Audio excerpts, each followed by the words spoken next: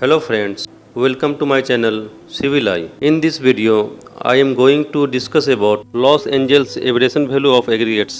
Aggregate का hardness property जानने के लिए एग्रीगेट का एब्रेशन टेस्ट किया जाता है। एग्रीगेट्स का हार्डनेस टेस्ट करने के लिए तीन तरह का मेथड यूज किया जाता है।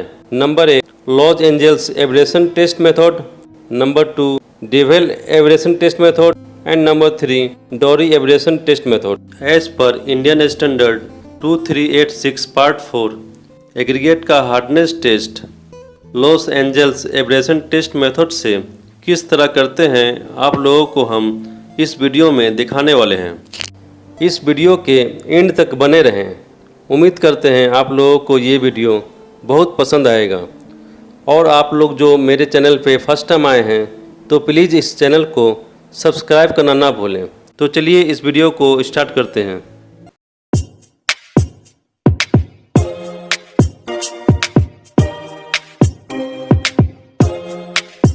लॉस एंजल्स एब्रेशन टेस्ट में एक स्टील ड्रम में कुछ स्टील बॉल और एग्रीगेट्स डालकर इस ड्रम को रोटेट करते हैं, जिससे एग्रीगेट और स्टील बॉल में रबिंग एक्शन होता है।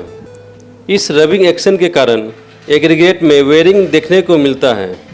किस एग्रीगेट में कितना परसेंटेज वेयर होता है ये जानने के लिए इस टेस्ट को किया जाता है। इस टेस्ट को स्टार्ट करने से पहले हमें ये जानना ज़रूरी होता है कि हम किस ग्रेड का एग्रीगेट टेस्ट करने वाले हैं। आइए हम इस टेबल में समझ लेते हैं कि एग्रीगेट का ग्रेड क्या होता है और किस ग्रेड के एग्रीगेट को टेस्ट करने के लिए एग्रीगेट का सैंपल कितना लेना है और किस एग्रीगेट के टेस्ट में कितना नोज स्टील बॉल यूज होगा। आप जिस एग्रीगेट को टेस्ट करने वाले हैं, अगर उस एग्रीगेट का साइज 40 mm पासिंग और 10 mm रिटर्न हो तो इस एग्रीगेट का ग्रेड ए होता है।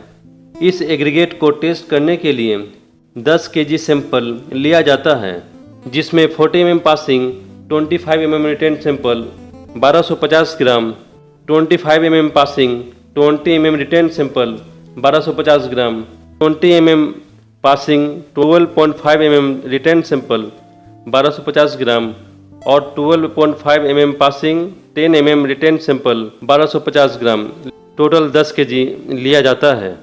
इस सैंपल को टेस्ट करने के लिए 12 नोज स्टील बॉल यूज होता है और इस 12 नोज स्टील बॉल का वेट 5000 ग्राम ±25 होना चाहिए। इसी तरह अगर आपके एग्रीगेट का साइज 20 mm पासिंग और 10 mm रिटर्न है तो ये एग्रीगेट बी ग्रेड का होता है। इस एग्रीगेट को टेस्ट करने के लिए 5 kg सैंपल लिया जाता है, जिसमें 20 mm passing 12.5 mm return sample 2500 ग्राम और 12.5 mm passing 10 mm return sample 2500 ग्राम दोनों मिला के 5 kg सैंपल लिया जाता है। इस सैंपल को टेस्ट करने के लिए 11 नोज स्टील बॉल यूज होता है और इस 11 नोज स्टील बॉल का वेट 4584 ग्राम ±25 ग्राम होना चाहिए।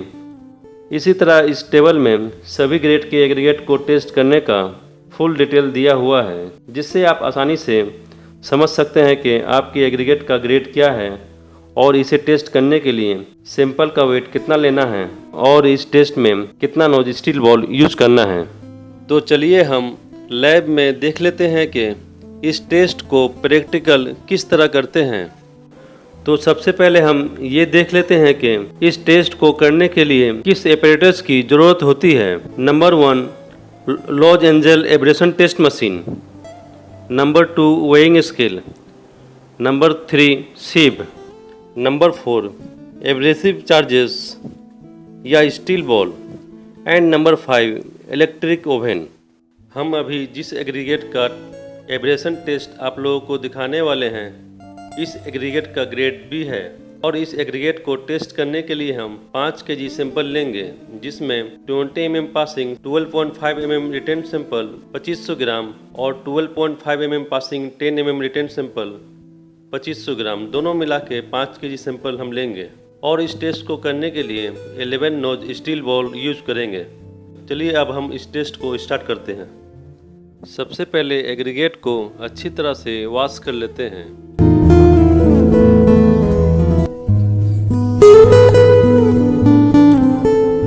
एग्रीगेट वॉश करने के बाद इस एग्रीगेट को ओवन में ड्राई कर लेते हैं। ओवन का टेम्परेचर 105 सेंटीडिग्री से 110 सेंटीडिग्री होना चाहिए। और जब एग्रीगेट ड्राई हो जाए तो इस एग्रीगेट को सीविंग कर लेते हैं। जो एग्रीगेट 20 mm सीव में पासिंग हो और 12.5 mm सीव में रिटेन हो, इस एग्रीगेट का 2.5 kg सैंपल लेते हैं।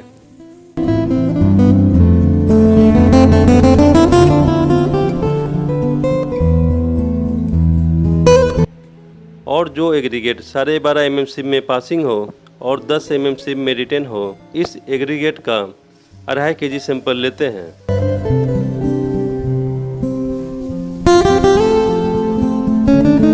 दोनों मिलाकर 5 kg सैंपल लेते हैं।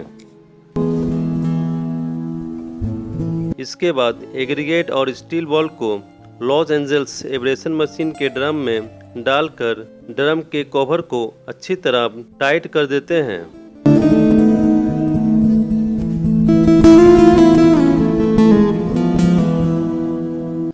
और फिर इस ड्रम को 500 टाइम्स रोटेट करते हैं। लॉस एंजल्स एब्रेशन मशीन के ड्रम का रोटेशन 30 to 33 पर मिनट होना चाहिए। Aggregate grade A, B, C and D के टेस्ट में इस ड्रम को 500 टाइम्स रोटेट किया जाता है और aggregate grade E, F and G के टेस्ट में इस ड्रम को 1000 टाइम्स रोटेट किया जाता है।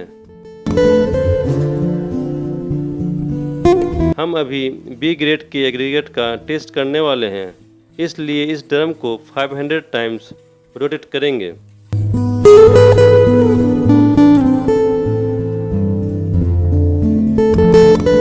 फाइव 500 रोटेशन कंप्लीट होने के बाद एग्रीगेट को हम ड्रम से बाहर निकाल लेते हैं।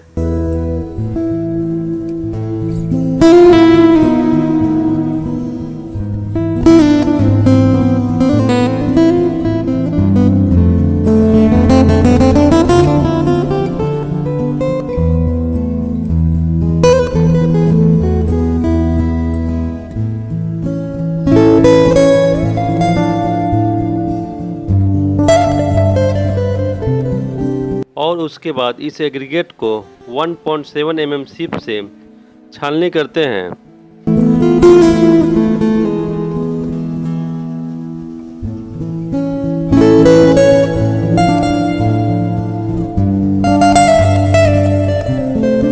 और 1.7 mm सीप पे जितना एग्रीगेट रिटेन होता है, इस एग्रीगेट को हम पहले वॉश कर लेते हैं और वॉश करने के बाद ओवन में ड्राई करते हैं। एग्रीगेट ड्राई होने के बाद इस एग्रीगेट को वेट कर लेते हैं। तो आप यहाँ देख सकते हैं 1.7 mm रिटेन एग्रीगेट का वेट 4230 ग्राम हुआ है। तो चलिए अब हम कैलकुलेशन करके देख लेते हैं कि इस एग्रीगेट का एब्रेशन वैल्यू कितना होता है। इस टेस्ट में हमने एग्रीगेट का सैंपल 5000 ग्राम लिया था। इस वेट को हम W1 मान लेते हैं और इस टेस्ट में 1.7 mm सीप से 4230 ग्राम एग्रीगेट का सैंपल रिटेन हुआ है। इस वेट को हम W2 मान लेते हैं। 1.7 mm सीप से एग्रीगेट का कितना सैंपल पासिंग हुआ है, ये निकालने के लिए W1 से W2 को माइनस करने से 1.7 mm सीप से पासिंग एग्रीगेट का वेट निकल जाता है। जैसे यहाँ W1 5000 ग्राम से W2 4230 ग्राम माइनस करने से 1.7 mm सीप से पासिंग एग्रीगेट का वेट 770 ग्राम निकलता है। एग्रीगेट का एब्रेशन वैल्यू कैलकुलेट करने का फार्मूला है W1 minus W2 divide by W1 into 100, where W1 is weight of the original aggregate sample and W2 is weight of the aggregate sample written on 1.7 mm sieve। तो इस formula के हिसाब से calculate करने से इस aggregate का abrasion value 15.5% निकलता है। तो फ्रेंड्स, उम्मीद करते हैं आप लोगों को अच्छी तरह से समझ में आ गया होगा। फिर भी अगर किसी तरह का डाउट हो तो आप हमें कमेंट्स कर सकते हैं। Okay friends, thanks for watching, have a nice day.